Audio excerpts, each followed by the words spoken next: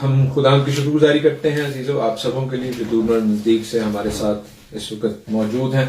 हम खुदा के पाक कलाम में से सीखने को हैं बाकायदा तौर पर, जैसे मैंने कहा कि हम जेनेसिस से शुरू कर रहे हैं। साथ ही साथ हम बाकी कुतब को भी पुराने अहदनामे की हर हफ्ते आपको मैं डिस्क्रिप्शन में भी दिया गया होगा।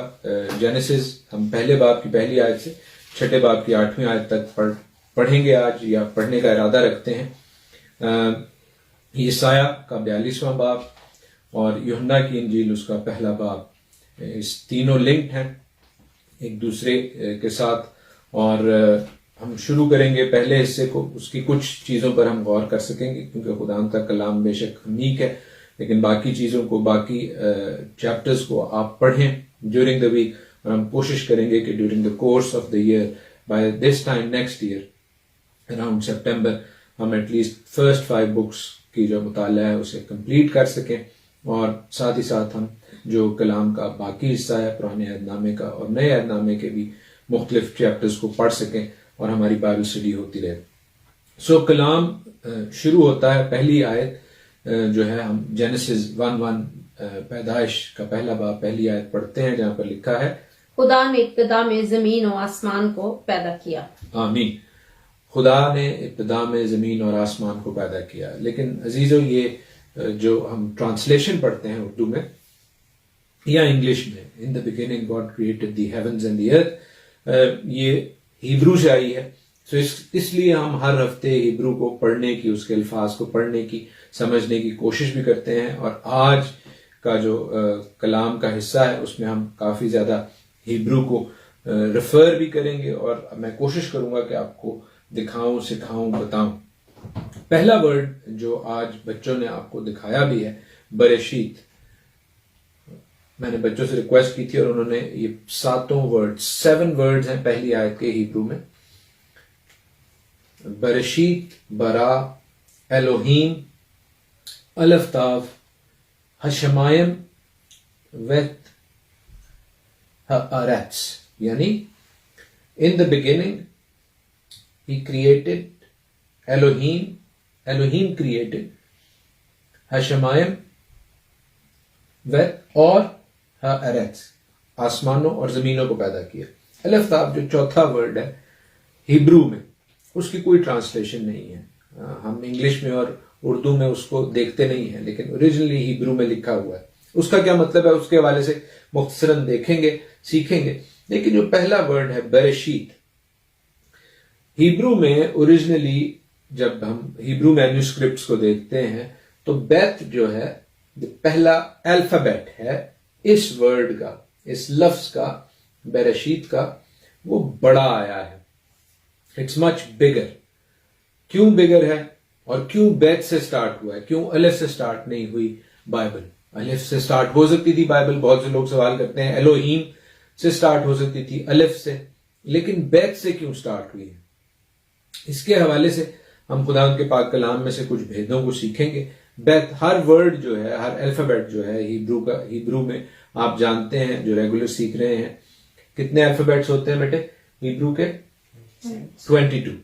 22 अल्फाबेट्स हैं। और हम उनको कहां देखते हैं? हमारी उर्दू बाइबल में भी अगर आप देखना चाहें, सीखना चाहें, तो ज़बूर 119 जो सबसे बड़ा चैप्टर है बाइबल का, उसके 22 हिस्से हैं, 22 पार्ट्स हैं। और वो हर हिस्सा अलिफ, बैत, गेमल, दालित यानी हिब्रू अल्फाबेट्स के हवाले से टाइटल्ड है।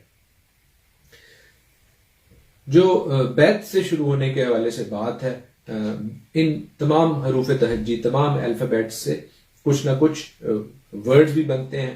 यानी अलिफ जो है वो लीडर को शो करता है, बैत जो है वो हाउस को शो करता है, मकान को शो करता है।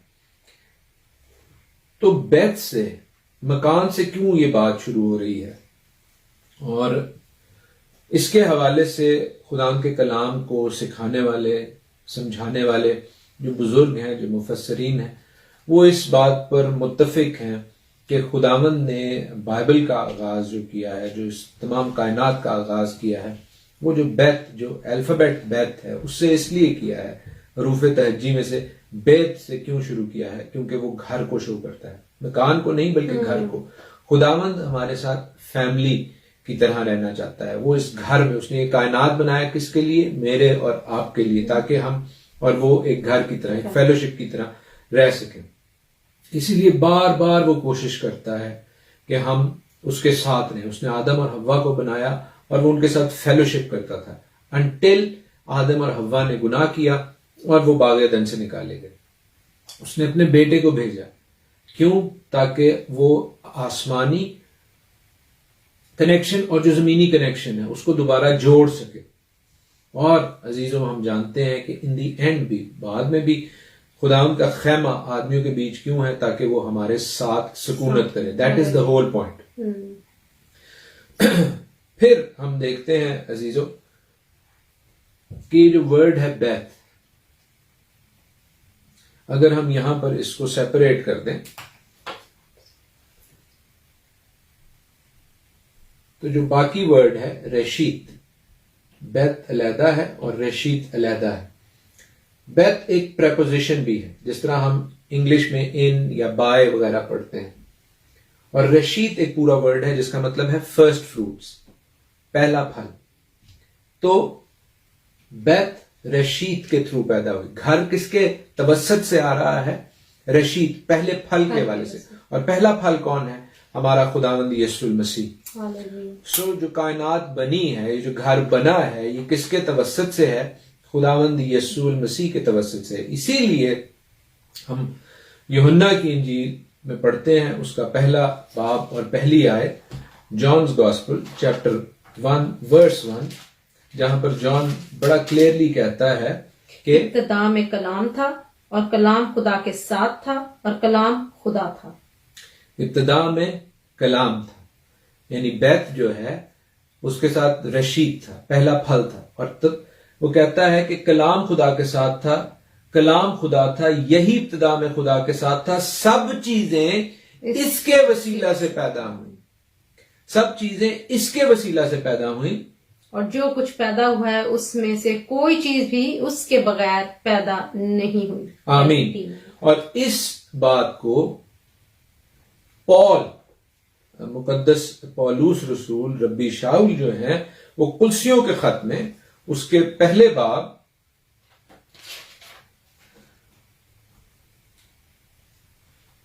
कुलसियों और उसके पहले बाब की 16वीं से 18वीं आयत में कहते हैं, Colossians 1:16-18। इसके बाद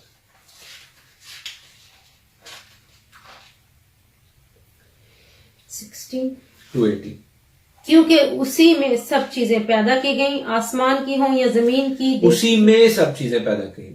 That in him all things were made, जो आज हम पढ़ भी रहे हैं। आसमान की हों या जमीन की, देखी हों या अनदेखी, तख्त हों या रियासतें, हुकूमतें हों या इख्तियारात, सब चीजें उसी के वसीला से और उसी के वास्ते पैदा हुई हैं। उसी के वास्ते पैदा हुई है। पहले फलों के हवाले से पहला फल कौन? हमारा खुदावंद यीशु मसीह है। सो हम खुदावंद की शुक्रगुजारी करते हैं कि खुदावंद ने पहले वर्ड, और हम इसके एक एक वर्ड पर अगर गौर करना चाहें हिब्रू के हवाले से, लेकिन वो फिर किसी वक्त के लिए उठा रखते हैं उस स्टडी को। लेकिन बैत घर को शो करता है, बैत प्रपोजिशन भी इन और रशीद मीन्स पहला फल। तो through him all things were made. मेरे साथ खुदा के पाक कलाम में से ज़बूर 33 निकालिए, Psalm 33 and verse 6। Psalm 33 verse 6।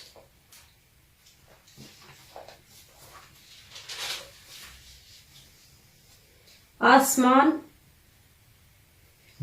खुदावन के कलाम से और उसका सारा लश्कर उसके मुंह के दम से बना। आसमान खुदावन के कलाम से, खुदावन ने कहा कि रोशनी हो जा और रोशनी हो गई, और उसका लश्कर उसके मुंह के दम से बना है। उसके मुंह का दम जो कि हमारा मुनज्जी खुदावंद यीशु मसीह है। हालेलुया। फिर जैसे मैंने आपको ये 7 वर्ड्स दिखाए, 7 वर्ड्स दिखाए, जो कि फर्स्ट वर्स में है, पहली आयत जेनेसिस चैप्टर 1 उसकी पहली आयत में ये 7 अल्फाज हैं। 7 कंप्लीटनेस को भी जाहिर करता है। तो मैंने आपको बताया कि इंग्लिश में और उर्दू में तो गालिबन हम 7 नहीं गिन सकते, लेकिन हिब्रू में ये 7 वर्ड्स हैं, बरशीत, बरा, एलोहीम, अलफ्ताब, हशमायम, वैत, हारेत्स। तो जो 7 वर्ड्स हैं, हमें इसी हवाले से 7 लैंप्स भी नजर आते हैं, 7 लैंप्स ऑफ मनोरा।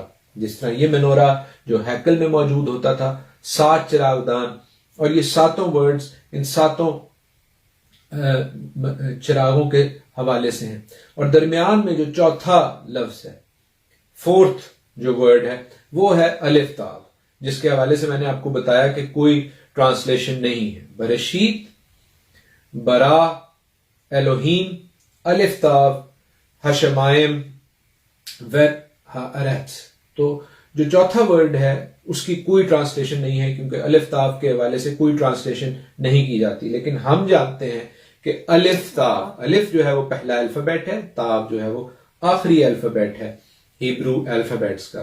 वो जाहिर करता है शुरू और आखिर। जिस तरह हम इंग्लिश में कहते हैं this is A to Z of everything, या अलिफ से लेकर ये तक तमाम चीजें उसमें समाई हुई हैं। और जिस तरह ग्रीक में कहा जाता है अल्फा से ओमेगा। खुदावंद यीशु मसीह जब हमें रेवलेशन की किताब में, मुकाशवा की किताब में ये कहते सुनाई देते हैं कि मैं अल्फा और ओमेगा हूं, तो वो ये क्लेम कर रहे हैं कि मैं वो अलिफ्ताब हूं जिसने तमाम कायनात को तख्लीक किया। आई एम द वन, मैं वो अलिफ्ताब हूं। हमें इंग्लिश में या उर्दू में तो नजर नहीं आता, लेकिन हिब्रू मैन्युस्क्रिप्ट्स में वे बात लिखी है, प्रूवन है, और ये कोई आर्ग्यूमेंट वाली बात भी नहीं है। लेकिन आप लोगों के सीखने के लिए ये अच्छी बात है कि आप सीखें कि that is how it is. अलिफ्ताब हमारा खुदावंद यीशु मसीह, और अलिफ्ताब जब रोशनी बनाई गई, हम उसके हवाले से भी कुछ देर में सीखेंगे हाउ इट इज। बट अलिफ्ताब जो है वो चौथा अल्फाबेट है। और अगर हम रेवलेशन में जाएं, उसके पहले बाब, मुकाशफा उसका पहला बाब, उसकी 12वीं और 13वीं आयत पढ़ें, रेवलेशन 1:12 and 13।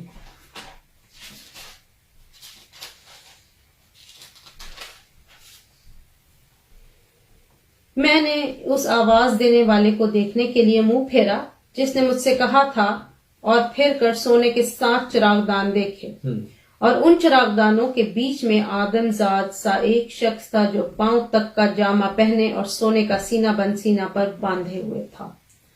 बीच में, in the middle John saw what, दरमियान में यूहन्ना ने किसको देखा?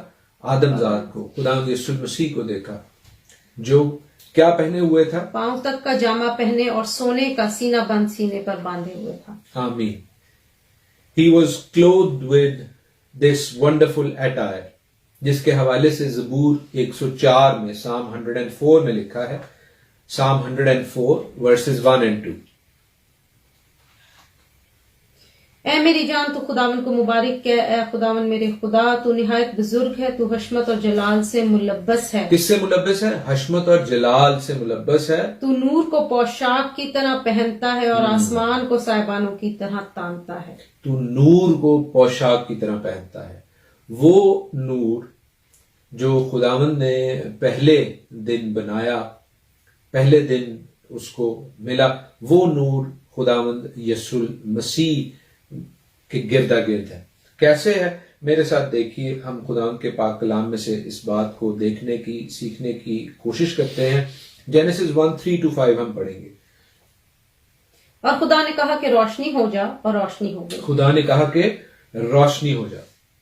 याद रखिए कि ये सूरज और चांद को बनाने से पहले रोशनी है। ये वो रोशनी है जो हमें नजर आती है, खुदावंद जिसको पहनते हुए हमें दिखाई देता है। रेवलेशन में भी, ज़बूर 104 में भी हमने उसका रेफरेंस पढ़ा। और ये कैसी रोशनी है? Let's see. खुदा ने देखा कि रोशनी अच्छी है, और खुदा ने रोशनी को तारीकी से जुदा कर दिया। और खुदा ने रोशनी को तो दिन कहा, और तारीकी को रात, और शाम हुई और सुबह हुई, सो पहला दिन हुआ। आमीन। अगर आप गौर करें तो यहां पर रोशनी का जो लफ्ज है वो 5 टाइम्स आता है। 5 टाइम्स, वर्सेस 3 to वर्सेस 5 में रोशनी का लफ्ज जो है, लाइट का जो वर्ड है, वो 5 टाइम्स आता है। क्यों? क्योंकि अगर हम एक और बात को देखें, खुदाम के पाक कलाम की जो पहली 5 कुतब हैं, जिसको तौरेत कहते हैं, जिसको खुदाम का बंदा दाऊद 12 और सुलेमान 12 रोशनी कहता है, कहाँ कहता है वो भी मैं आपको भी रेफरेंस दूंगा, वो भी 5 है, and that is very significant. In fact हम उसको देख ही लेते हैं। ज़बूर 119 उसकी 130वीं आयत, साम 119 वर्स 130। तेरी बातों की तशरीह नूर बख्शती है। तेरी बातों की, तेरे कलाम की, दाऊद कह रहा है तेरे बातों की तशरीह, तेरे कलाम की, तेरी तौरेत की। याद रखिए उसके पास खुदा का कलाम था, तौरेत थी, और उसके हवाले से कह रहा है तेरे बातों की तशरीह नूर बख्शती है, वो सादा दिलों को अक्लमंद बनाती है। सो नूर कहां से आ रहा है? तौरेत में से आ रहा है, कलाम में से आ रहा है, खुदा की बातों में से आ रहा है, क्योंकि वो बोलता है तो नूर आता है। और इस बात को प्रोवर्ब्स में, मिसाल की किताब उसके 6 बाब की 23वीं आयत में लिखा है, प्रोवर्ब्स 6:23। आप भी निकाले बेटे, प्रोवर्ब्स 6:23। क्योंकि फरमान चिराग है और तालीम नूर और तरबियत की मलामत हयात की राह। आमीन। फरमान क्या है? चिराग है और तालीम नूर और तरतीब की मलामत हयात की राह है। आमीन। खुदाउन की जो तरबियत है, खुदाउन का जो कलाम है, जो उसकी तौरा है, जो इंग्लिश में भी लिखा है यहाँ पे तौरा, और लॉ लिखा है गालबन, that is the divine light. So अक्सर लोग ये सवाल करते हैं कि वो जो रोशनी सूरज और चांद से पहले बनी, वो डिवाइन लाइट, वो रोशनी कहां गई? वो रोशनी खुदाम के कलाम में है, वो रोशनी खुदाम की तौरेत में है, वो रोशनी खुदाम के आयन अहकाम, उसकी मुंह की बातों में है अजीजों। और इसी रोशनी को खुदावंद यीशु मसीह क्लेम करते हैं कि वो नूर मैं हूं, क्योंकि ही is the living Torah, he is the living word. इब्तदा में कलाम था, वो कलाम जो नूर था, वो कलाम जो नूर बख्शता है, वो कलाम जो सादा दिलों को रोशन करता है, वो कलाम खुदावंद यीशु मसीह है। और वो कहता है कि मैं दुनिया का नूर हूं। और जब तुम कलाम को समझोगे, उसकी तशरीह करोगे, उसमें बढ़ोगे, तो तुम भी दुनिया के नूर होगे। इसीलिए वो कहता है कि चिराग जलाकर पैमाना के नीचे नहीं रखते। तुम दुनिया के नूर हो, उस नूर को जो कि कलाम में है, जो कलाम मुजस्सम होता है, रोशनी लेकर आता है इस दुनिया में, इस तारीख दुनिया में। जॉन की गॉस्पेल में भी लिखा है गालबन उसकी पहले बाब की, हम जॉन्स गॉस्पेल में जाते हैं और उसके पहले ही बाब को पढ़ते हैं, जहां पर लिखा है 6 आयत से आगे, 6 वर्स से आगे, एक आदमी यूहन्ना नाम मौजूद हुआ जो खुदा की तरफ से भेजा गया था। ये गवाही के लिए आया था कि नूर किसकी गवाही दे? नूर की गवाही दे, ताकि सब उसके वसीला से ईमान लाएं। वो खुद तो नूर ना था, मगर नूर की गवाही देने को आया था। हकीकी नूर जो हर आदमी को रोशन करता है, दुनिया में आने को था। That light, that divine light which was in the word, that word was going to get seen really truly in this world through Yeshua HaMashiach। वो दुनिया में था। आगे यूहन्ना फिर उसी बात को दोहराता है जो जेनेसिस, बरेशीत में से हम सीख रहे हैं। दुनिया उसके वसीला से पैदा हुई और दुनिया ने उसे ना पहचाना। वो अपने घर में आया और उसके अपनों ने उसे कबूल ना किया, लेकिन जितनों ने उसे कबूल किया उसने उन्हें खुदा के फर्जंद बनने का हक बख्शा। हम खुदा की शुक्रगुजारी करते हैं खुदा के पाक कलाम के लिए। एक और छोटी सी इंपॉर्टेंट बात मैं आपको बताता चलूं, जो शायद मैं यहां पर आपको लिख के बेहतर तौर पर बता सकूंगा। अगर हम जेनेसिस 1 में रहें और उसके 3 to 5 वर्सेस को दोबारा पढ़ें एक दफा। और खुदा ने कहा कि रोशनी हो जा, और रोशनी हो गई। और खुदा ने देखा कि रोशनी अच्छी है, और खुदा ने रोशनी को तारीकी से जुदा किया। और खुदा ने रोशनी को तो दिन कहा और तारीकी को रात, और शाम हुई और सुबह हुई, सो पहला दिन हुआ। आमीन। और हम देखते हैं कि जो रोशनी है उसको नॉर्मली जो है वो ऊर कहते हैं, जो अलिफ, वाव और रेश होती है, ऐसे करके लिखा होता है ऊर। लेकिन यहां पर जब ये डिवाइन लाइट बन रही है उसको इस तरह करके लिखा गया है, हा ऊर, और उसमें ज्यादा अल्फाबेट्स यूज हो रहे हैं। क्यों ज्यादा अल्फाबेट्स उसमें यूज हो रहे हैं, ये हम उर्दू या इंग्लिश में तो नहीं पढ़ सकते। हिब्रू में कई अल्फाज जो हैं, जो सेम वर्ड्स हैं, वो डिफरेंट तौर पर स्पेल होते हैं। क्यों? क्योंकि उनकी डिफरेंट सिग्निफिकेंस है, उनका डिफरेंट मीनिंग है। क्यों डिफरेंट मीनिंग है? कि ये जो डिवाइन लाइट है, अगर हम इसकी नंबर वैल्यू देखें तो ये 613 बनती है, which is 613 commandments in the Torah. वो divine light is actually in God's commandments, खुदावंद के कलाम में है। वो जो हम वैसे नहीं देख सकते, वो एक्चुअली खुदावंद के कलाम की, खुदावंद के आयन की, खुदावंद के अहकाम की, उसके कमांडमेंट्स की रोशनी है। 613, that is what it is. कलाम में कई अल्फाज जो हैं वो मुख्तलिफ तौर पर स्पेल किए जाते हैं। हम उनके हवाले से आहिस्ता आहिस्ता देखते भी जाएंगे, सीखते भी जाएंगे। आज भी एक या दो एग्जाम्पल्स मैं जरूर आपके साथ शेयर करूंगा, लेकिन दैट इज द लाइट जो प्रोवर्ब्स 6:23 में सोलोमन भी बता रहा है, and that is the light what David is talking about, Daud बता रहा है ज़बूर 119 में। जेनेसिस 2:4 में हम पढ़ते हैं, मैं एक एग्जाम्पल आपको डिफरेंट स्पेलिंग्स की बता ही देता हूं। जेनेसिस 2:4, पैदाइश 2 बाब 4 आयत। ये है आसमान और जमीन की पैदाइश जब वो खल्क हुए, जिस दिन खुदा ने जमीन और आसमान को बनाया। जहां पर लिखा है ये है वो कुल लश्कर का बनाना। 2 बाब 4 आयत में लिखा है, आसमान और जमीन की पैदाइश जब वो खल्क हुए, जिस दिन खुदा ने जमीन और आसमान को बनाया। दीज आर द जेनरेशंस, ये वो तमाम जेनरेशंस है।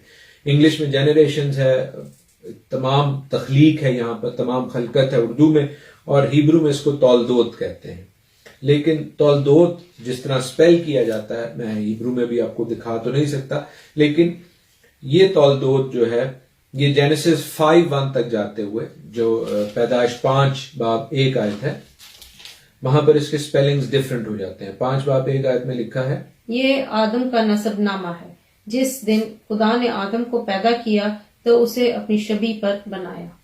आदम का नसबनामा, आदम की जब नस्लें शुरू होती हैं, आदम की जो तख्लीक है वो उस तौलदोत से, उस जेनरेशन से जो कि जेनेसिस 2:4 में लिखी हुई है, उससे एक अल्फाबेट कम है। क्यों कम है? क्योंकि आदम ने गुनाह किया। और ये थ्रू आउट उसके बाद 91 टाइम्स ये वर्ड तौलदोत जो है वो स्क्रिप्चर में आता है, और ये एक अल्फाबेट कम ही आता है। इसका अल्फाबेट उस वक्त पूरा होता है जब रूत की शादी होती है बोआज से, और फिर दाऊद बादशाह जो है वो सीन पर आता है। जब दाऊद आता है तो वो दाऊद के हवाले से खुदा का कलाम कहता है कि मुझे एक ऐसा शख्स मिला जो मेरे दिल के मुआफिक है, और फिर हम उसका खुदावंद यीशु मसीह के साथ कनेक्शन देखते हैं। मत्ती का पहला बाब, मत्ती की इंजील, गॉस्पेल ऑफ मैथ्यू चैप्टर 1, जहां पर हम देखते हैं कि जो मत्ती का मुसन्निफ है वो इस कनेक्शन को समझता है खुदावंद की पाक रूह से, और वो फिर पहली आयत में लिखता है यीशु मसीह इब्ने दाऊद इब्ने इब्राहिम का नसबनामा। यहां पर फिर जो है वो तौलदोत जेनरेशंस की बात हो रही है।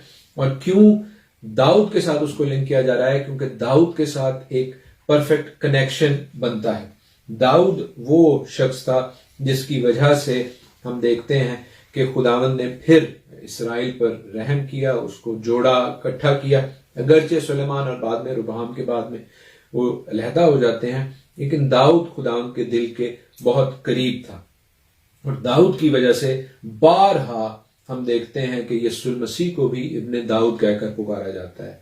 वो जो अंधे थे उन्होंने भी दाऊद, खुदावंद यीशु मसीह को ये नहीं उसे कहते थे कि ए इब्ने इब्राहिम या ए इब्ने इसहाक, वो उसे इब्ने दाऊद कहकर पुकारते थे।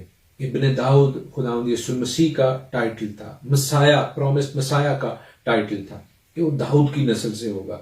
दाऊद की नस्ल का असल जिसे कहा जाता है, दाऊद की नस्ल का, क्योंकि वो यहूदा का है, यहूदा का बब्बर कहा जाता है। दाऊद के साथ उसका क्यों कनेक्शन बार बार दिया जाता है वो भी मैं आपको बता देता हूं क्विकली। इसलिए कि दाऊद का नाम हिब्रू में लिखा जाता है दावीद, दालेत वाव और दालित, दालित, वाव और दालित।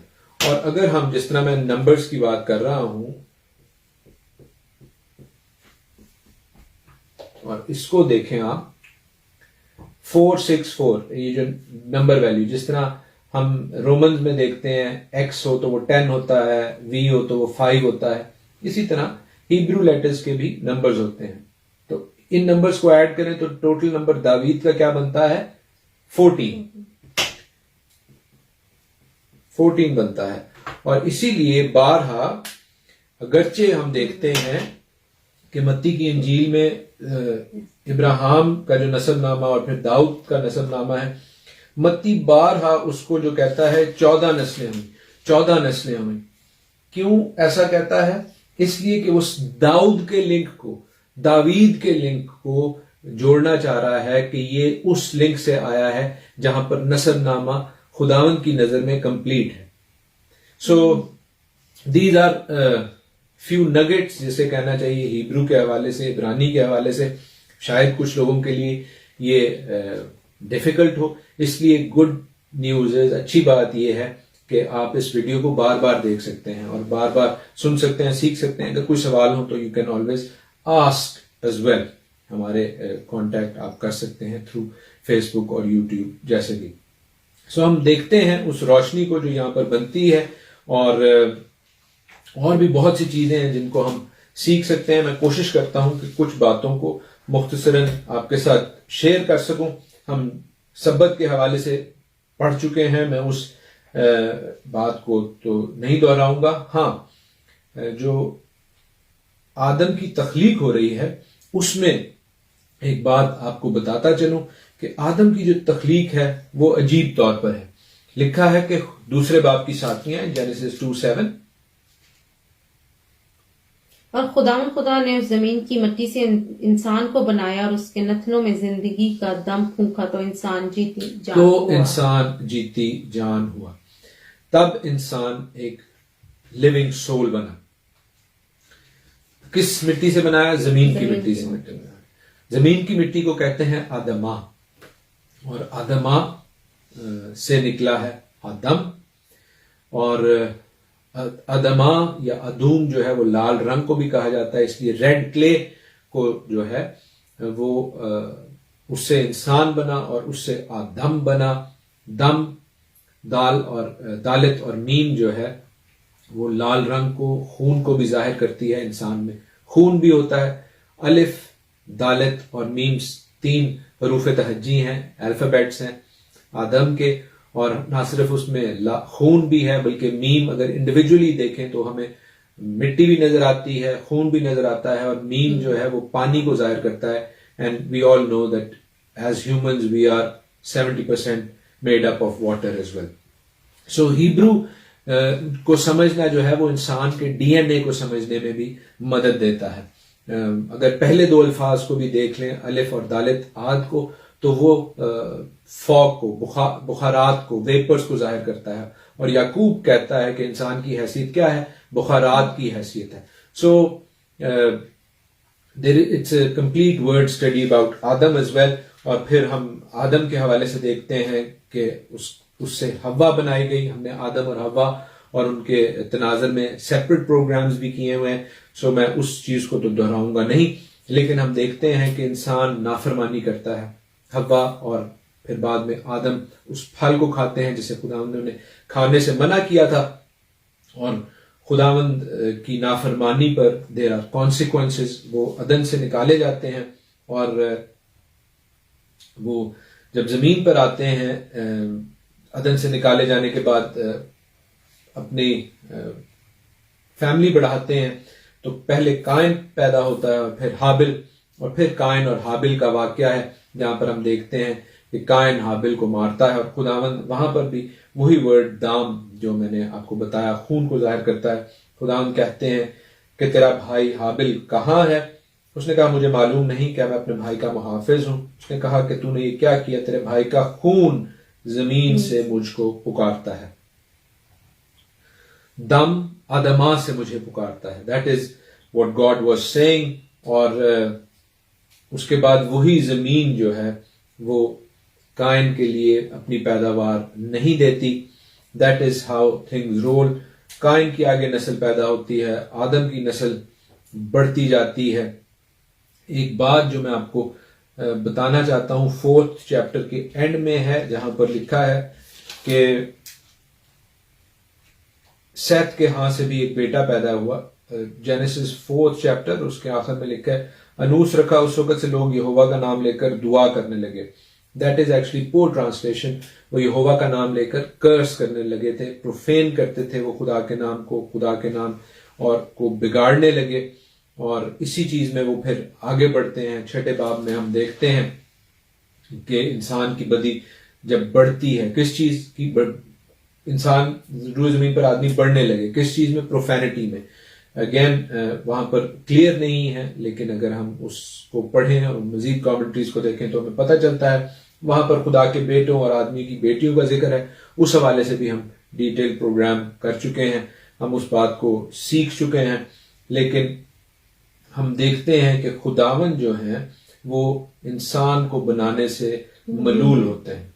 द बॉटम लाइन इज कि वो रूए जमीन पर वो तख्लीक जो उसने प्यार से की, जब उसने उसको बनाया तो जो वर्ड खुदावन के बनाने के हवाले से लिखा है जेनेसिस 2:7 में, पैदाइश के 2 बाब की 7वीं आयत में,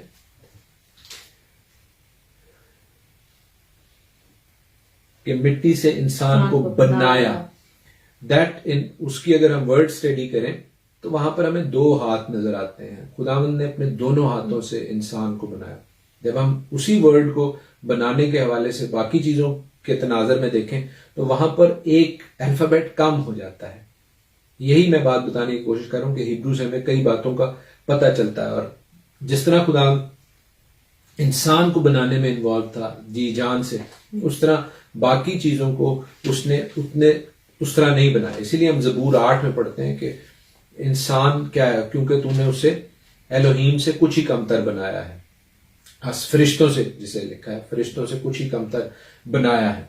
तो उस हवाले से अजीजों हम देखते हैं कि इंसान जो है वो जानवरों की तरह नहीं है। जानवर जो है, जानवरों के हवाले से आज हम पढ़ रहे थे कि जानवर को जो हिब्रू में वर्ड यूज वो होता है, उसका मतलब है कि it is what it is, जो है वही है, उससे ज्यादा या कम नहीं है। चीता जो है वो गधे की तरह नहीं हो सकता और गधा जो है वो चीते की तरह नहीं हो सकता। लेकिन आदम जो है उसके अगेन उसके जो अल्फाबेट्स हैं दैट एक्चुअली शोज कि वो मोर कर सकता है, वो ज्यादा कर सकता है। इसीलिए उसे अशरफुल मखलूकात कहा जाता है। But why? बिकॉज वो जानवर की तरह नहीं है, वो ज्यादा कर सकता है।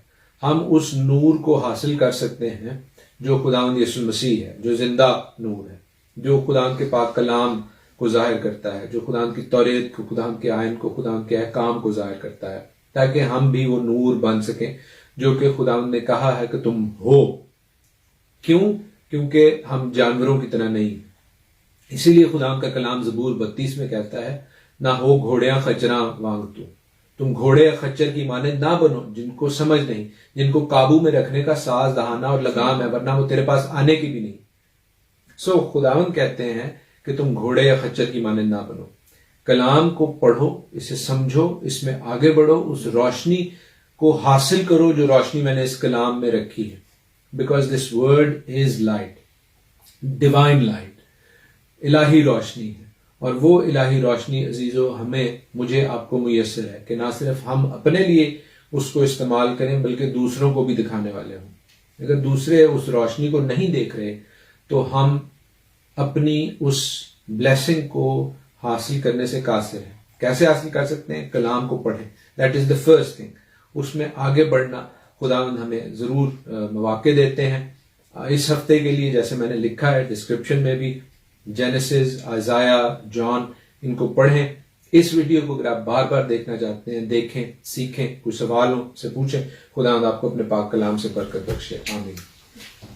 ज़बूर 119, साम 119 हम गाएंगे, फहम अता कर मुझको खुदाया। फहम अता कर मुझको मुझको खुदाया, ताशरियत को तेरी मैं जानूं, फहम अता कर। तू ही ने इलाही मेरी सूरत बनाई, हाथों ने कारीगरी ये दिखाई। तू ही ने इलाही मेरी सूरत बनाई, हाथों ने कारीगरी ये दिखाई। तू ही ने मिट्टी से मुझको बनाया, फहम अता कर। तेरे नया सब है सच्चे इलाही, भेजी से मोहब्बत से मुझ पर तबाही। तेरे नया सब है सच्चे इलाही, भेजी मोहब्बत से मुझ पर तबाही। जानता हूँ मैं सब मेरे खुदाया, फहम अता कर। वादा किया तूने बंदे से जैसे, शफ़क़त से तेरी तसल्ली हो वैसे। वादा किया तूने बंदे से जैसे, शफ़क़त से तेरी तसल्ली हो वैसे। मुझ पे तो हो तेरी रहमत का साया, फहम अता कर। क्योंकि इसी से मेरी जिंदगी है, तेरी शरीयत में मेरी खुशी है। क्योंकि इसी से मेरी जिंदगी है, तेरी शरीयत में मेरी खुशी है। शर्मिंदा हो सब मंडी खुदाया, फहम अता कर। मुझको खुदाया, ताशरियत को तेरी मैं जानूं, फहम अता कर। इब्राहिम, इसहाक और याकूब के खुदा, मसीह यीशु में हमारे जिंदा आसमानी बाप, तू जिसने अपने बेटे हमारे मुनज्जी यीशु मसीह के वसीला से तमाम कायनात को तख्लीक किया, ताकि या खुदा तू हमारे साथ सकूनत करे। तू जिसने हमें अपना कलाम दिया, जो कि खुदा तेरी इलाही रोशनी है। खुदा हम मिन्नत करते हैं कि ये इलाही रोशनी जिससे तू मुलब्बस होता है, खुदा इस रोशनी में से हम पर मुंडेल। हमने इस रोशनी को खुदा कुछ देर के लिए इस पर गौर किया है और हमारे दिल इससे मुनव्वर है। खुदा हमें तौफीक दे के थ्रू आउट द वीक, खुदा थ्रू आउट आवर लाइव्स, अपनी जिंदगियों के बाकी यहाँ में भी हम हर रोज इस रोशनी से खुदा मुनव्वर होने वाले और औरों को खुदा तारीकी में से निकालने वाले हो। हम पर अपना फजल, अपना करम कर। जितने बहन भाई दोस्त अजीज खुदा इस वक्त हमारे साथ इस बात को देखते हैं, जो बाद में देखें, उनके लिए भी बरकत और सलामती की दुआ करते हैं। खुदा अपना पुरनूर चेहरा उनकी जिंदगी पर जलवागर फरमा। हमारी इस दुआ को सुन, हमारे मुनज्जी मसीह यीशु नासरी के नाम में, आमीन। आए हमारे बाप, तू जो आसमान पर है, तेरा नाम पाक माना जाए, तेरी बादशाही आए, तेरी मर्जी जैसे आसमान पर पूरी होती है जमीन पर भी हो। हमारे रोज की रोटी आज हमें बख्शे, और जिस हम अपने कर्जदारों को माफ करते हैं, तू भी हमारे कर्ज हमें माफ कर।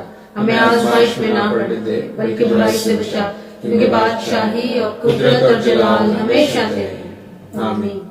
अब यहोवा खुदावंद आपको बरकत बख्शे और आपको महफूज रखे। यहोवा खुदावंद अपना चेहरा आप पर जलवागर फरमाए और आप पर मेहरबान रहे। यहोवा खुदावंद अपना चेहरा आपकी तरफ मुतवज्जा करें और आपको शालोम बख्शे। खुदावंद यीशु मसीह का फजल, खुदा बाप की मोहब्बत और पाकों की रफाकत और शराकत आप सबों के साथ, आपके घरानों के साथ और तमाम ईमानदारों के साथ अब से अब तक होती रहे। आमीन। जय मसीह की। हर शय मसीह की।